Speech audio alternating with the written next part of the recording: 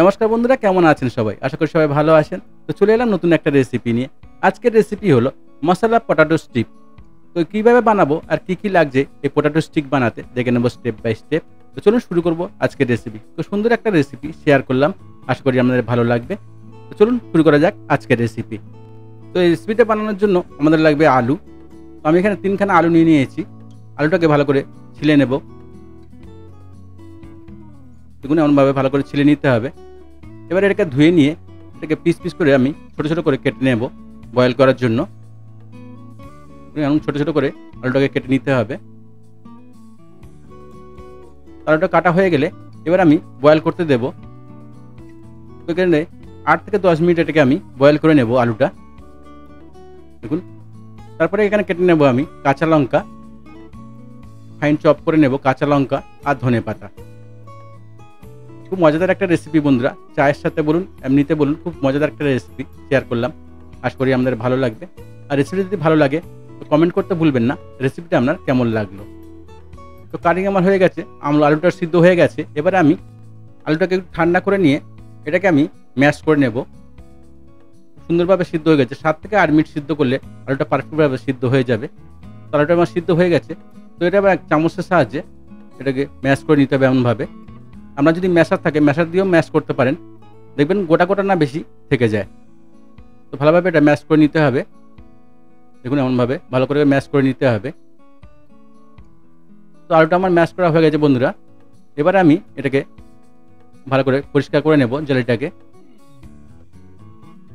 তারপরে এখানে দিয়ে দেবো আমি কাঁচা লঙ্কা, কিমা করা কাঁচা লঙ্কা ১ টেবিল স্পুন, আর দিয়ে দেবো ২ টেবিল স্পুন ধনিয়া পাতা। তারপরে এখানে দিয়ে দেবো ব্ল্যাক পেপার পাউডার ১/২ টিস্পুন, দিয়ে দেবো স্বাদ মতো লবণ, আর দিয়ে দেবো হলুদ পাউডার ১/২ টিস্পুন, দেবো লঙ্কা পাউডার ১/২ টিস্পুন, আর এখানে দিয়ে দেবো ম্যাগি মশলা ১ টিস্পুন। আর এখানে দিতে হবে কর্নফ্লাওয়ার। আমি এখানে কর্নফ্লাওয়ার নিয়েছি, আপনি চাইলে অ্যারারুটও নিতে পারেন। আমি কর্নফ্লাওয়ার দিয়ে দিয়েছি ৩ টেবিল স্পুন। তো দিয়ে সবগুলোকে একসঙ্গে ভালো করে মাখিয়ে নিতে হবে। খুব ভালো করে এটাকে মিক্স করে নেব। দেখুন এমনভাবে ভালো করে চামচের সাহায্যে বা হাত দিয়ে ভালো করে এটাকে মিক্স করে নিতে হবে। দেখুন এমনভাবে। খুব সুন্দর একটা রেসিপি, বিকেলে চায়ের সাথে বলুন এমনিতে বলুন, খুব সুন্দর একটা রেসিপি বন্ধুরা শেয়ার করলাম। আশা করি ভালো লাগবে। অবশ্যই বাড়িতে ট্রাই করবেন। আর যদি বাড়িতে ট্রাই করেন কমেন্টে জানাতে ভুলবেন না রেসিপিটা আপনার কেমন লাগলো। তো আমার মাখানো হয়ে গেছে। তো এই মাখাটা নিয়ে আমি একটা প্লাস্টিকের মধ্যে নিয়ে নেব। নিয়ে ভালো করে সমান করে এটাকে একটা শেপ দিয়ে নেব। দেখুন এমনভাবে, যেহেতু আমি স্টিক কাটবো তো স্টিকের সমান হতে হবে। তো ভালো করে এটা বেলনা দিয়ে ভালো করে বেলে এটাকে সমান করে নেব। সবগুলো যাতে সমান সমান হয়। সবগুলো সমান সমান স্টিক হলে দেখতেও খুব ভালো লাগবে। তো বন্ধুরা আমার হয়ে গেছে। এবার আমি সাইডগুলোকে কেটে প্লাস্টিকটাকে বের করে দেব। দেখুন এমনভাবে সাইডগুলোকে কেটে দিতে হবে। কেটে দিলে প্লাস্টিকটা বেরিয়ে যাবে। দেখুন এমনভাবে সাইডগুলো কেটে দিয়ে তারপর এটাকে আমি দু সাইডটা কেটে দিয়ে তারপর প্লাস্টিকটাকে তুলে নেব। তাহলে কী হবে, সমানগুলো সব স্টিকগুলো আপনার সমান হবে, দেখতেও খুব সুন্দর লাগবে। দেখুন কত সুন্দর হয়েছে। এবারে আমি প্লাস্টিকটা তুলে দিয়ে পিস পিস করে কেটে নেব, যেমন সাইজের আমি স্টিকগুলো বানাবো। তেমনভাবে স্টিকগুলোকে আমি কেটে রেডি করে নেব। খুব সুন্দর একটা রেসিপি, অবশ্যই বাড়িতে ট্রাই করবেন। আর যদি বাড়িতে ট্রাই করেন কমেন্টে জানাতে ভুলবেন না রেসিপিটা আপনার কেমন লাগলো। বাচ্চা থেকে বয়স্ক সবারই পছন্দের একটা রেসিপি বন্ধুরা, চায়ের সাথে বলুন এমনিতে বলুন, খুব সুন্দর একটা রেসিপি।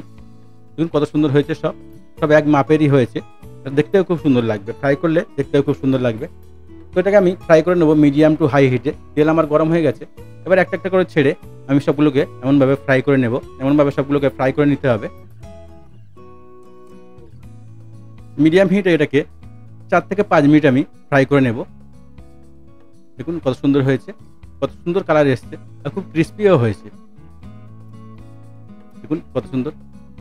তো এবারে সবগুলোকে তুলে নেব, বাকিগুলোকে এমনভাবে আমি ফ্রাই করে নেব। দেখুন কত সুন্দর লাগছে আর খুব ক্রিস্পি হয়েছে। অবশ্যই বাড়িতে ট্রাই করবেন। বাচ্চাদের খুব পছন্দের একটা রেসিপি বন্ধুরা শেয়ার করলাম। আশা করি আপনাদের ভালো লাগবে। আর রেসিপিটা যদি ভালো লাগে চ্যানেলটাকে লাইক শেয়ার সাবস্ক্রাইব করতে ভুলবেন না।